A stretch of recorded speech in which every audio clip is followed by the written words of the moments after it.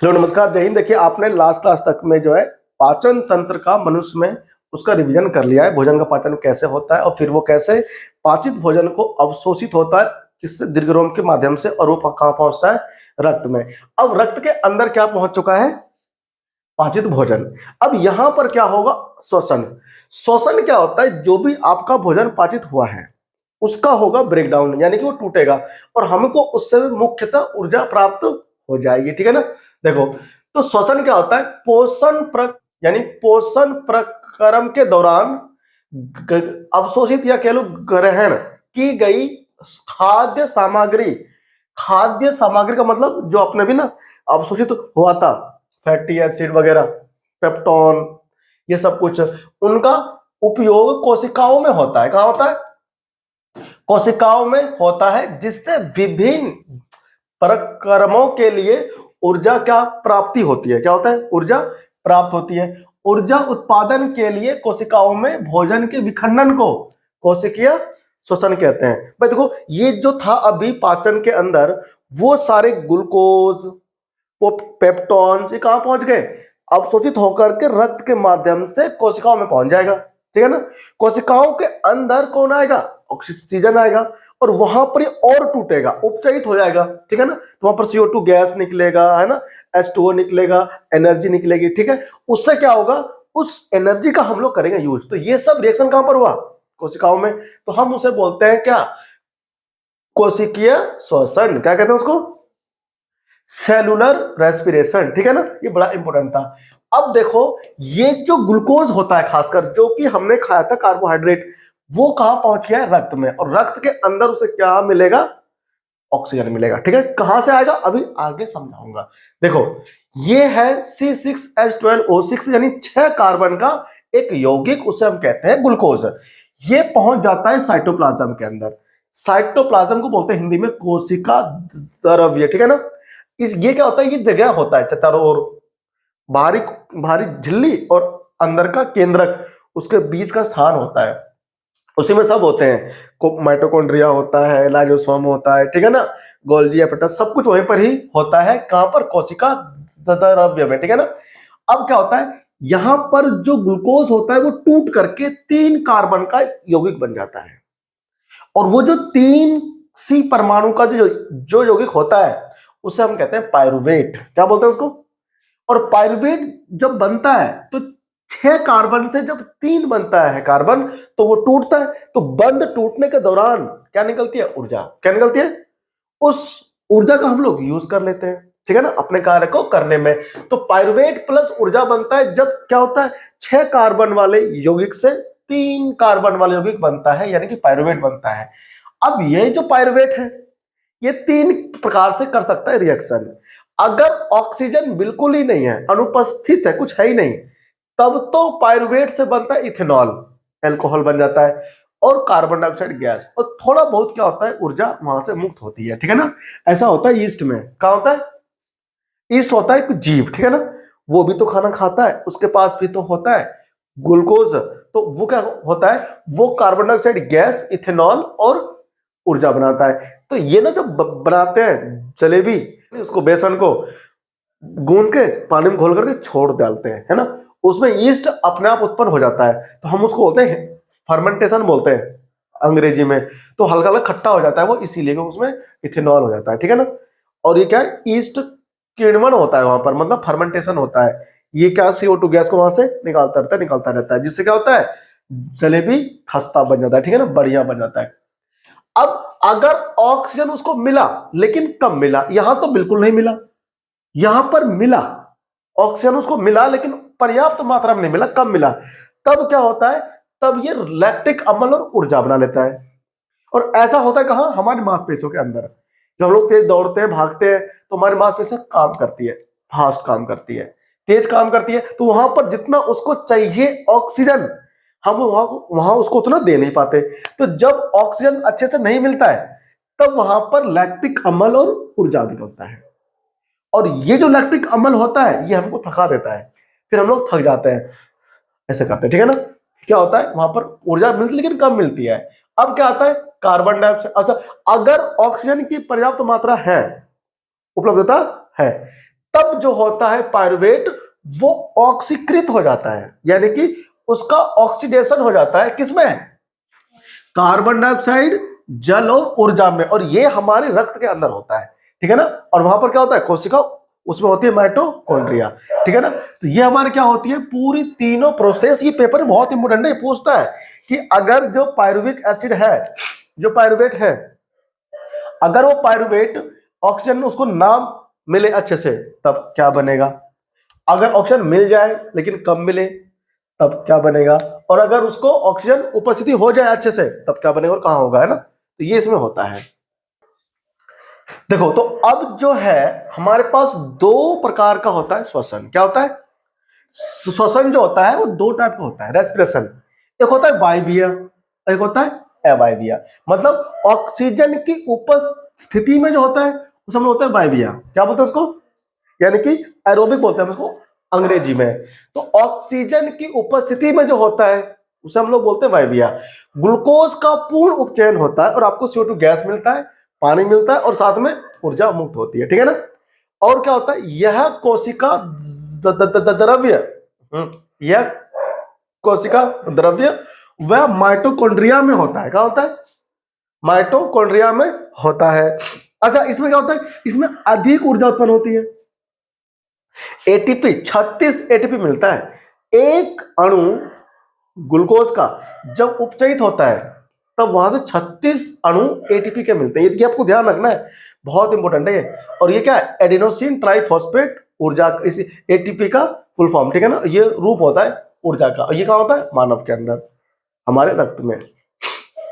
अवायवीय, अवायवीय कहां होता है, जहां वायु नहीं है या फिर जहां पर ऑक्सीजन नहीं है, तो ऑक्सीजन की अनुपस्थिति में होता है। ग्लूकोज का अपूर्ण अपचयन होता है, पूरा कंप्लीट नहीं हो पाता, अच्छे से नहीं हो पाता है, जिसमें क्या बनता है, इथेनॉल, लैक्टिक अम्ल और कार्बन डाइऑक्साइड बनता है। और साथ में क्या होता है, ऊर्जा मुक्त होती है। यह कोशिका द्रव्य में होता है केवल, ठीक है ना। ये जो होता है ना, ये माइटोकॉन्ड्रिया में नहीं होता। अगर माइटोकॉन्ड्रिया में होता फिर तो वहां पर ऑक्सीजन होता है ना। तो ये कहां पर होता है, साइटोप्लाज्म, यानी कि कोशिका द्रव्य में, ठीक है ना। अब देखो, कब ऊर्जा उत्पन्न होती है, केवल 2 एटीपी। और वो छोटा जीव होता है ना ईस्ट, तो उसमें होता है सब कुछ। अब छोटे जीव को तो ऊर्जा कम ही चाहिए ना, तो वहां पर क्या होता है, ईस्ट में होता है ऐसा, ठीक है ना। अब देखो ये क्या कि कैसे होता है, श्वसन तंत्र होता है एक मानव के अंदर, ठीक है ना। हम बड़े जीव हैं तो हमको पूरा एक तंत्र की आवश्यकता पड़ती है। तो नासा द्वार जो यहाँ पर ओपनिंग होता है इसे बोलते हैं नासा द्वार। फिर यहां से अंदर जाता है, इसको बोलते हैं क्या, गरसनी।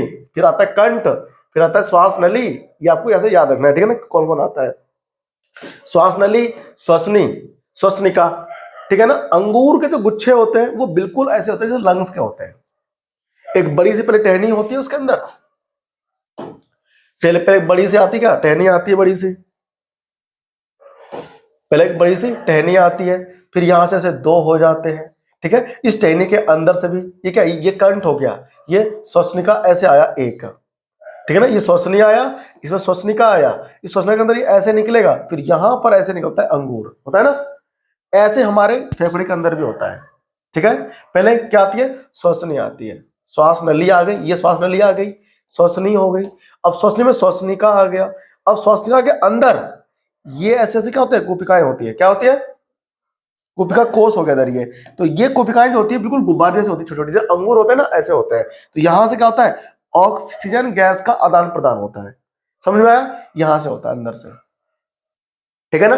तो ऐसा होता है। तो आपको ये तंत्र है ना, तुमको इसका याद रखना होगा, तुम्हें ये पूरा याद रखना होगा। श्वसनिका के बाद क्या होता है, फुसफुस आता है। तो जो फुफ्फुस आता है वो फेफड़े के अंदर होता है, हम उसे फेफड़ा बोलते हैं। उसमें कुपिका कोष होता है और रुधिर वाहिकाएं फिर वहां पर आदान प्रदान करती है, किसका, गैसों का विनिमय होता है। ये रहा पूरा आपका, देखो है ना, ये दिख रहा है, ये देखो ना, उठा उठा से होता है, इन्हें हम कहते हैं कुपिकाएं। और ये श्वसन श्वसनिकाएं, ये जो जा रहा है ऐसे करके, ठीक है ना। देखो इसमें ऐसा होता है, यहां पर करके जूम आपको दिखाया गया है, ठीक है ना। देखो ऐसे करके। अब क्या आता है, मानव में होता कैसे है श्वसन।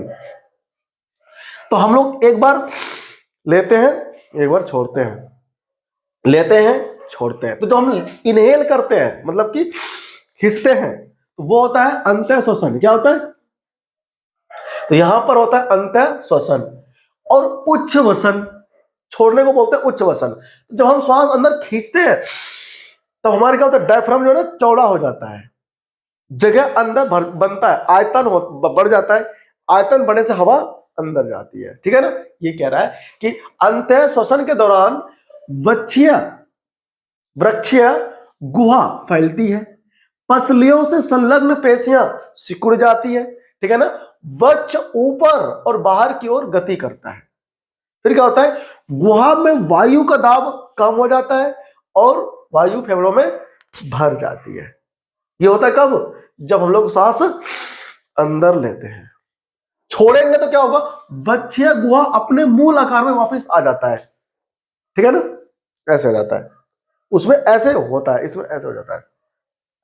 पसलियों की पेशियां शिथिल हो जाती है, रिलैक्स करती है, फिर वो वक्ष अपने स्थान पर वापस आ जाता है। वक्ष मतलब डायफ्राम, डायफ्राम होता है यहाँ पे ऐसा, ठीक है ना, इधर की तरफ वो ऊपर नीचे ऐसे होता है। एक बार तो ऐसे होता है, फिर एक बार ऐसे हो जाता है, ठीक है ना। तो फैलता है तो आयतन बढ़ता है, यहाँ पर आयतन बढ़ता है, दाब कम होता है, वायु आराम से अंदर आ जाता है। यहाँ पर शिथिल होता है, दाब बढ़ता है, आयतन कम होता है, हवा बाहर निकल जाती है। इधर होता है किसमें, उच्च वसन में। गुहा में वायु का दाब बढ़ जाता है और वायु कार्बन डाइऑक्साइड मतलब वो फेफड़ों से बाहर आ जाती है। तो ये क्या होता है, ये श्वसन के दौरान होती है, इसका मैकेनिज्म, ठीक है ना, कि कैसे कार्य करता है। अब देखो यहां पर मैं कुछ इंपोर्टेंट पॉइंट्स होते हैं। अंतःवसन में क्या होता है, सांस द्वारा वायुमंडल से गैसों को अंदर ले जाना होता है अंतःवसन। उच्च वसन का मतलब होता है फेफड़ों से वायु का या गैसों को बाहर निकालना। फिर क्या होता है, स्थलीय जीव जो होते हैं वो वायुमंडल से क्या लेते हैं, ऑक्सीजन लेते हैं, किस लिए, श्वसन के लिए। और जो जलीय जीव होते हैं वो जल में जो विलय होते हैं ऑक्सीजन उसे लेते हैं, ठीक है ना, उसका उपयोग करते हैं वहां से वो। अब यहां पर आपको सीखना बहुत इंपोर्टेंट बात है, ठीक है ना। कूपिका होती है, जो अंगूर से कुछ कहा मैंने, रक्त होता है और उत्तकों के बीच में गैसों का आदान प्रदान कैसे होता है वो हमें देखना है। देखो सबसे पहले क्या होता है कि वायु से समृद्ध कूपिका मतलब कि वहां पर रक्त वाहिका आती है, उसमें O2 गैस होता है। O2 गैस को आरबीसी में होता है हेमोग्लोबिन। हम इसे को हेमोग्लोबिन को बोलते हैं क्या, श्वसन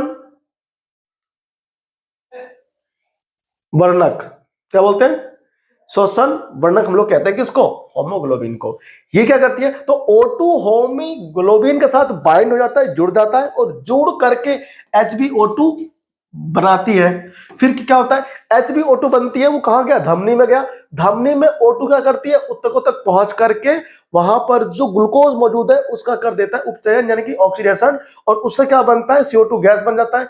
और CO2 गैस बनने के बाद में वापस उत्तक क्या करती है, रक्त में विलय होकर के रक्त वाहिकाओं में आ गया और रक्त वाहिकाओं से होता हुआ रक्त में हो गया विसरित, और फिर वहां से रक्त वाहिका द्वारा कहां पहुंचेगा, कूपिका के अंदर पहुंचेगा। कूपिका के अंदर जाने के बाद में क्या होगा, CO2 गैस विसरित होकर के कूपिका कोष में, और कोष से क्या होगा, नास द्वार से होता हुआ CO2 गैस बाहर निकल जाएगा। ये प्रक्रिया कहां होती है, हमारे ब्लड के अंदर होता है रेस्पिरेशन के दौरान। समझ में आया सबको। तो ये हमारे पास था क्या इसके अंदर पूरा, कि रक्त के अंदर अगर O2 गया तो क्या हुआ, O2 का हुआ कुछ नहीं, वो जाकर के बाइंड हो गया किससे, होमोग्लोबिन से। और होमोग्लोबिन जो होता है उसे अपने कंधे पर बिठा करके कहां ले जाता है, धमनियों में। वहां पर क्या होता है, ब्लड होता है, उसमें CO2 गैस बन जाता है। क्यों, क्योंकि वहां पर जो O2 होता है उपचयित करता है किसको, ग्लूकोज को, और फिर वो CO2 गैस वापस आता है कहां पर, रक्त वाहिकाओं से होता हुआ कूपिकाओं में, और वहां पर क्या होता है, फिर CO2 गैस का विमोचन बाहर निकल जाता है वो, ठीक है ना। और ऐसा प्रक्रिया पूरा कहां पर होता है, रक्त धमनी के अंदर होता है, ठीक है ना। तब हमको क्या मिलता है, एनर्जी। यानी कि जो उपचयन हुआ किसका, रक्त के अंदर ग्लूकोज का, वहां से जो एनर्जी मिली वो हमने यूज कर लिया, किसमें, वो हमने कर लिया यूज, किस चीज के अंदर, काम वगैरह करने में, है ना। और जो पानी था वो वहां पर ही घुल गया। तो ये हमारा खत्म होता है क्या चीज, श्वसन, ठीक है ना। अगली क्लास में हम लोग सीखेंगे संवहन, ठीक है ना। तो संवहन क्या होगा कि यहां जो एनर्जी पहुंची थी अब उसको पूरी बॉडी में एनर्जी पहुंचाएगा कौन, ठीक है ना।